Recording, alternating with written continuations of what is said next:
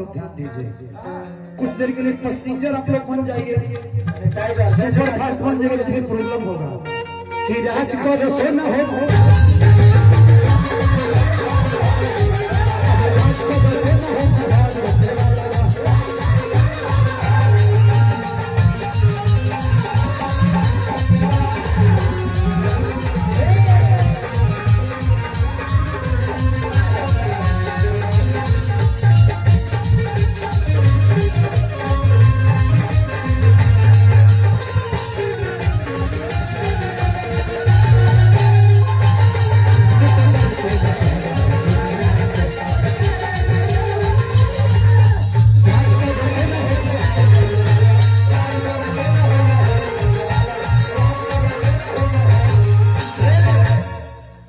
देख ले हम कराव काट जनुआ कि तोरा ऊपर बाघावा के हाथ जनुआ। जंगल में शेर एक ही होता है, शेर तो बहुत होते हैं लेकिन शेर में एक शेर अलग होता है जो यहाँ बैठे हैं शेर है। माता रानी से दुआ है कि आपको टिकट मिले, हम लोग आपके लिए प्रचार जरूर करेंगे। मैं दुआ करता हूँ कि हे माता रानी अगली बार जब हम लोग आए तो सर के प्रचार प्रसार में हम लोग आए कि देख ले हम कराव काट जनुआ कि तोरा ऊपर बाघावा के हाथ जनुआ। देख ले हम कराव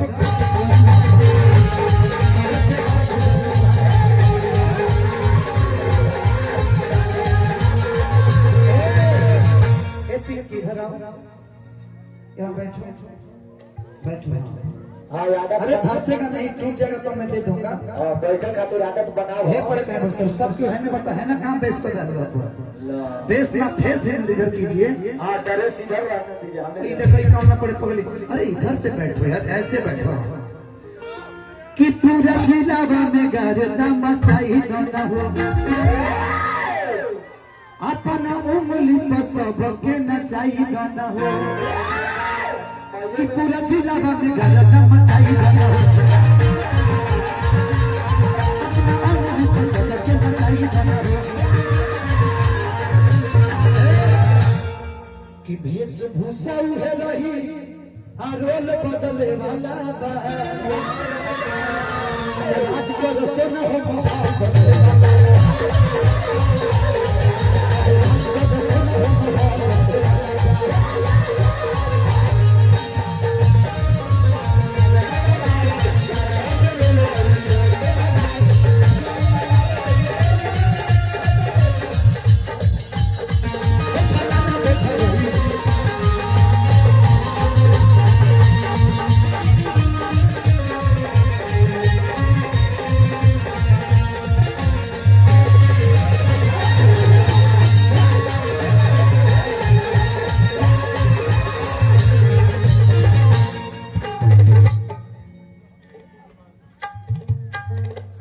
कि गोपाल भैया नायक ले हो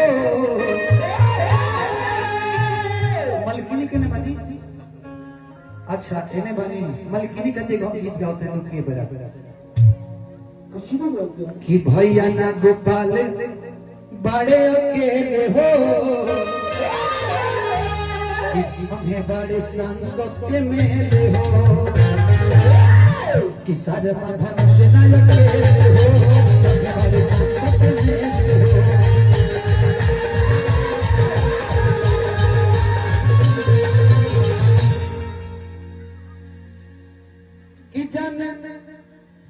ना ना ना ना ना ना राज कर सही तुझी लगावे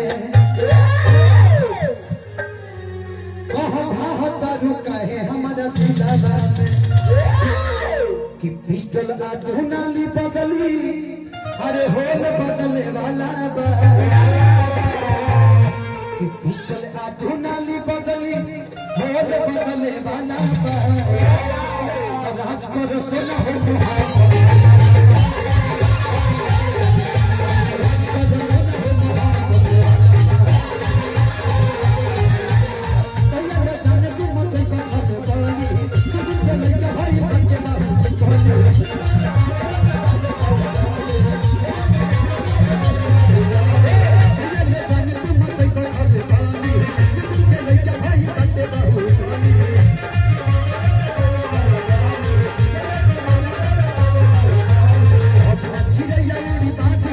वाला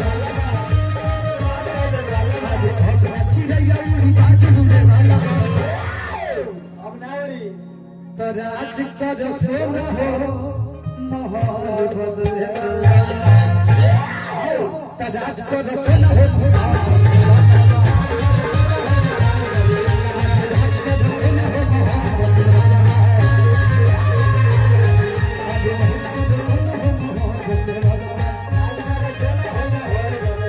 अरे